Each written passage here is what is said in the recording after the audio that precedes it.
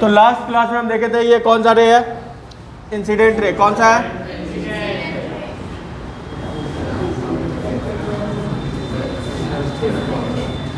ये रे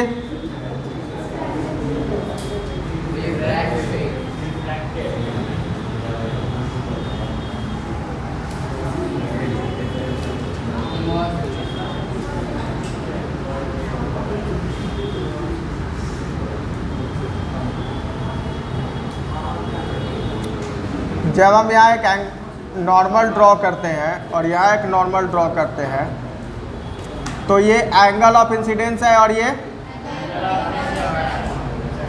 फिर यहाँ एंगल आर और ये एंगल ई। तो लास्ट क्लास में जो हम लोग पढ़े थे बच्चे कि जब भी कोई रे ऑफ लाइट एक रेयर मीडियम से डेंसर मीडियम की ओर मूव करता है, रेयर मीडियम उसको कहते हैं जो लो डेंसिटी होता है। क्या होता है? और ये क्या है? डेंसर मीडियम है। ठीक है, तो जब भी कोई रे ऑफ लाइट रेयरर से डेंसर की ओर मूव करता है वो किस तरफ मूव कर जाता है? Towards the normal. और जब वो डेंसर से रेयरर की ओर जाता है तो it will move away from the. यहाँ तक किसी को कोई दिक्कत? अब देखिए इसमें हमने एक पढ़ा था कि sine I upon sine R, sine I upon sine, ठीक है, किसके बराबर? और ये हमेशा क्या होता था? कांस्टेंट। अब अगर रिफ्रैक्टिव इंडेक्स की बात करें तो रिफ्रैक्टिव इंडेक्स में इसी को कैलकुलेट किया जाता है बच्चा। रिफ्रैक्टिव इंडेक्स किसको कहते हैं? कि the speed of light in one medium two. अब इसमें देखा जाता क्या है कि आपको जो रिफ्रैक्टिव इंडेक्स में कह सकते हैं कि मीडियम 2 में कितना डेविएशन हुआ विथ रेस्पेक्ट टू मीडियम 1।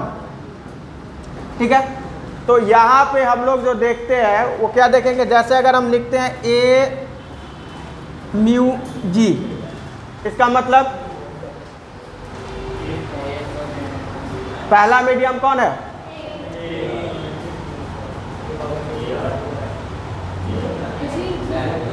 जी है। आप लोग को लास्ट पहला जो सबसे पहला रिफ्रैक्शन का क्लास हुआ था उसमें समझाए थे हम। ठीक है, तो यहाँ क्या कहेंगे? Speed of light in glass bye speed of light in air. तो रिफ्रैक्टिव इंडेक्स जो मेन बच्चा आपको डिपेंड करता है या कह सकते हैं कि जिसपे, तो वो स्पीड ऑफ लाइट जो होता है, स्पीड ऑफ किसमें? वैक्यूम में, एयर में, और upon speed of light in medium में कह सकते हैं। ठीक है, अब ये डिपेंड करता है कि मीडियम हमारा कौन सा है, मीडियम हमारा कौन सा है। तो रिफ्रैक्टिव इंडेक्स का कोई यूनिट नहीं होता है, रिफ्रैक्टिव इंडेक्स का कोई यूनिट नहीं होगा। चूंकि स्पीड ऑफ लाइट के बीच में ही हम कंपैरिजन करते हैं तो उस कंडीशन में स्पीड ऑफ लाइट जो होगा, दोनों ही कंडीशन में मीटर पर सेकेंड होता है। स्पीड को हम किस में मेजर करते हैं? मीटर पर सेकेंड में। तो ये तो ऑलरेडी कैंसिल हो जाएगा। तो रिफ्रैक्टिव इंडेक्स का कोई यूनिट नहीं होता है, इसीलिए इसको क्या कहते हैं? कांस्टेंट कहते हैं। क्या कहते हैं? कांस्टेंट। समझ में आया?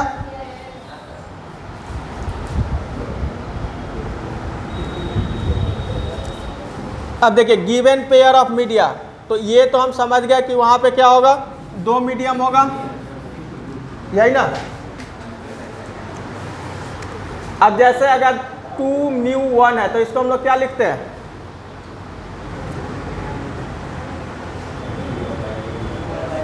Mu 1 upon mu 2। मतलब हम कह सकते हैं कि refractive index of medium 1 with respect to medium 2। समझ गया? अब ये भी हम लैंग्वेज में अभी आपको लिखवा दे रहे हैं।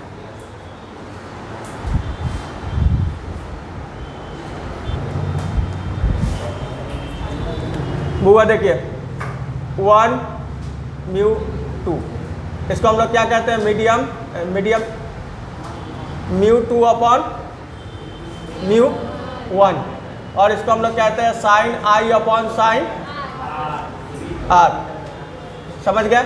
अब इसमें हम क्या कहेंगे कि refractive index of medium 2, refractive index of medium 2। अब यहाँ समझिए कि जैसे ये हमारा मीडियम सेकेंड है, ये मीडियम और ये मीडियम 1 है। तो जब ये लाइट रे इससे इसमें आया तो कितना डेविएशन हुआ, कितना, ठीक है। रिफ्रैक्टिव इंडेक्स में हम लोग इसी तरह से कंसीडर करते हैं बस। तो यहाँ साइन आई होगा और यहाँ अपॉन साइन आर, ठीक है।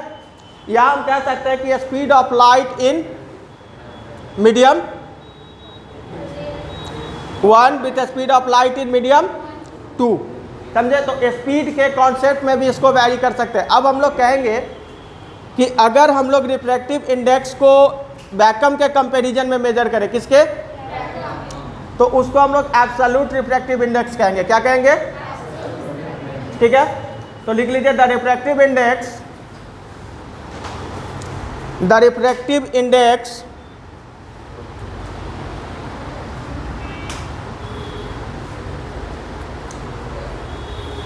considered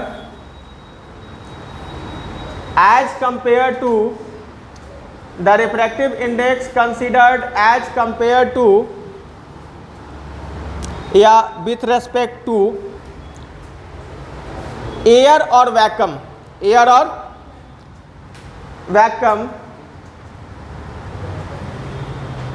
is called absolute refractive index, is called absolute refractive index, उसको एब्सोल्यूट कहते हैं, ठीक है।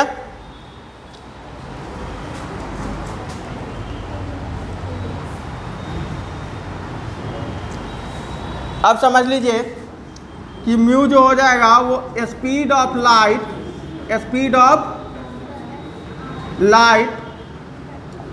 इन एयर और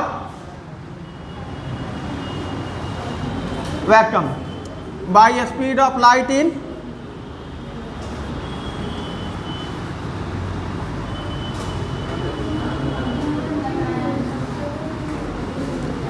मीडियम। इसको हम लोग कहेंगे C upon V, C upon, अच्छा स्पीड ऑफ लाइट जो एयर में होता है कितना होता है 3 इंटू, समझ गए। यहाँ तक नोट कीजिए, उसके आगे बढ़ते हैं फिर, क्योंकि रिफ्रैक्टिव इंडेक्स के बाद आपको कंप्लीट। अब देखिए यहाँ तक तो बेसिक हम लोग समझ गया कि रिफ्रैक्टिव इंडेक्स क्या है भैया, कि एक सिस्टम से लाइट दूसरे मीडियम में जा रहा है, ठीक है। लेकिन अगर दो अलग अलग मीडियम को हम लोग कंसीडर करते हैं, जैसे वाटर और ग्लास को ले लिए, ठीक है। तो वाटर और ग्लास को जब हम लेंगे तो अगर मान लीजिए हम लिख देते हैं WA, इसका मतलब क्या होगा बच्चा, स्पीड ऑफ लाइट इन या velocity of light in air और वेलोसिटी ऑफ लाइट इन, जिसको वेलोसिटी कर लो, क्योंकि लाइट रेजिस्ट्रेट डायरेक्शन में ट्रेवल करती है, तो स्पीड वेलोसिटी कुछ भी लिखे उससे खास कुछ अंतर नहीं है। Velocity of light in water.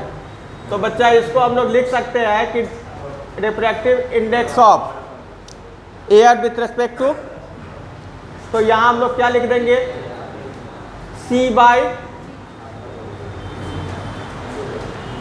Water. इसको इक्वेशन क्या बना लेंगे 1, समझ गया। अब देखिए कि अगर हम लिख दें,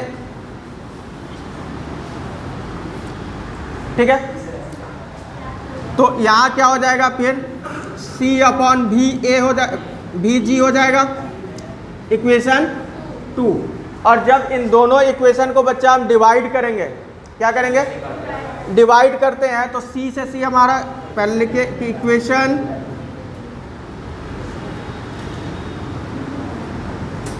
ठीक है, तो C अपॉन V और इनटू क्या हो जाएगा, तो C से C कैंसिल हो गया, VG अपॉन मतलब velocity of light in glass upon velocity of light in water medium, ठीक है। तो इसको हम लोग क्या लिखेंगे न्यू। अब क्या लिखेंगे जल्दी बोलिए,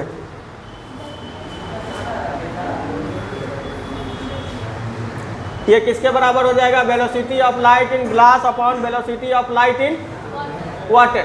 तो कंपेरिजन, जब दो मीडियम वैसा दे दे कि अगर मान लीजिए कि ये ग्लास स्लैब है और नीचे इसके वाटर ही था, क्या था? वाटर था। तो अगर हम यहीं से लाइट को फोकस करें, किसी लेजर बीम से यहाँ से लाइट हम इसमें क्या कराएं? इंजेक्ट करें, तो अब जो लाइट रे जाएगा वो कहाँ से आएगा? ग्लास से वाटर में जाएगा, ठीक है। अब जिसकी डेंसिटी ज़्यादा होगी, ग्लास की डेंसिटी वाटर के कंपेरिजन में क्या होगी? ज़्यादा होगी। तो लाइट रेज यहाँ क्या होगा? नॉर्मल से अबे जाएगा, नॉर्मल से थोड़ा दूर भागेगा। ऐसे कंडीशंस में उनके वेलोसिटी पे भी क्या होगा? असर होगा। और इससे हम लोग जो रिफ्रैक्टिव इंडेक्स कंसीडर करेंगे वो यही है। अब आपको हम 5 क्वेश्चंस लिखाए हैं। पहला क्वेश्चन कह रहा था कि जो एक्चुअल डेप्थ है उससे कम डेप्थ दिखता है, किस फेनोमिना के कारण? रिफ्रैक्शन के कारण। और बाकी के जो 4 क्वेश्चंस है बच्चे वो न्यूमेरिकल्स है और वो इसी बेस पे है, इसी बेस पे है, समझ गए? अब उनको आपको सॉल्व करना है। अब हम लोग थोड़ा लेंस की ओर बढ़ते हैं, लेंस का थोड़ा सा बेसिक जान लेते हैं, अगले दिन उसको एक्सप्लेन करेंगे।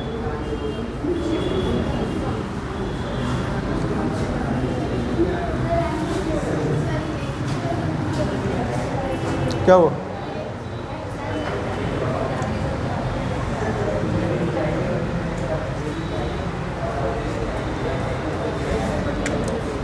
देखिए लेंस, लेंस 2 तरह के होते हैं। कौन कौन से? कॉन्वेक्स एंड स्ट्रक्चर देखे तो बच्चा कॉन्वेक्स का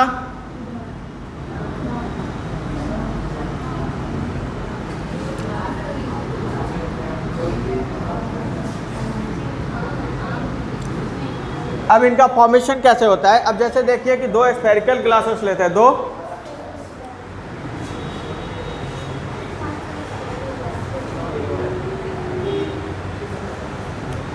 तो जब दोनों एक दूसरे को इंटरसेक्ट करते हैं तो ये जो बीच का जो हिस्सा, ये वाला हिस्सा,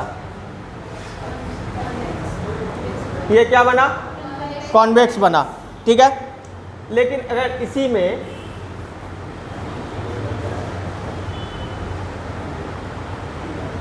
तो इनके बीच में जो स्पेस है इसको हम ज्वाइन करते हैं तो क्या बन जाता है? कनकेव बन जाता है। अब बच्चा थोड़ा यहाँ जो है थोड़ा सा उल्टा कॉन्सेप्ट है।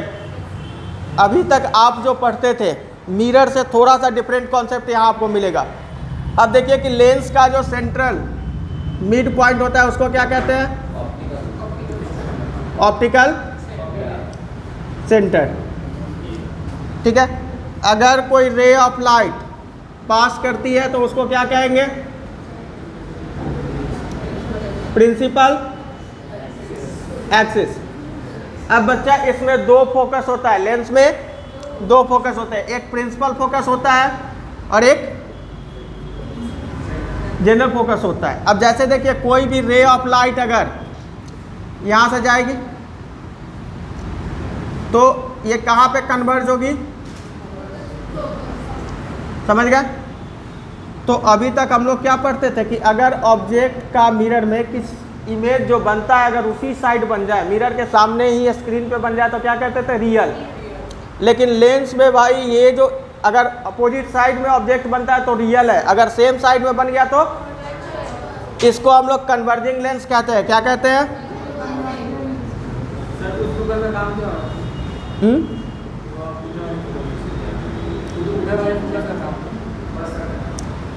यहाँ जो जनरल फोकस होता है, अब जो चूंकि देखिए जिसको हम लोग फॉर्म किससे किए थे? 2 सर्कल से, उसका यूज कुछ खास नहीं है।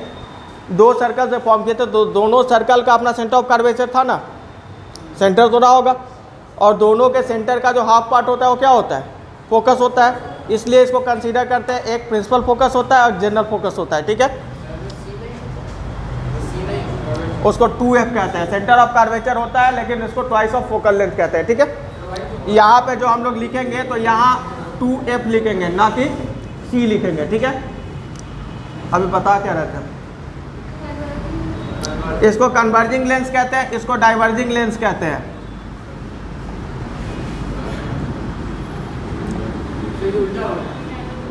मतलब कि पहले पढ़े थे रिफ्लेक्शन में, उसको मतलब वो मिरर था, ठीक है। अब यहाँ रे ऑफ लाइट जाएगा तो यहाँ से डाइवर्ज हो जाएगा, क्या होगा? और इसके लिए जो प्रिंसिपल फोकस होगा वो कौन सा होगा? जो इधर होगा, ठीक है। तो बेसिक इसके बारे में विशेष हम लोग डिस्कस करेंगे। जनरल समझ लेते हैं कि कॉन्केव लेंस क्या होगा? The lens which are thicker at edges, thicker at but thinner in middle, thinner in middle. वैसा लेंस जो एजेस पे तो ब्रॉड होगा, थिकर होगा, लेकिन मिडिल में क्या होगा? थिन होगा, पतला होगा। उसको कौन सा लेंस कहेंगे? कॉन्केव। और the lens which are thicker at middle, thicker at, जो मिडिल में थिक होंगे और एजेस पे शार्प होंगे, एजेस पे शार्प होंगे या थिन होंगे, उनको कौन सा लेंस कहेंगे? कॉन्वेक्स लेंस कहेंगे। समझ गए? अब बेसिक हम लोग को यहीं पे मेन पढ़ना है, ठीक है। लेंस के बारे में जानना है और उसके बाद पावर ऑफ लेंस जानना है, मैग्निफिकेशन जानना है, और ऑलमोस्ट उसके बाद ये चैप्टर आपका फिनिश्ड हो जाएगा।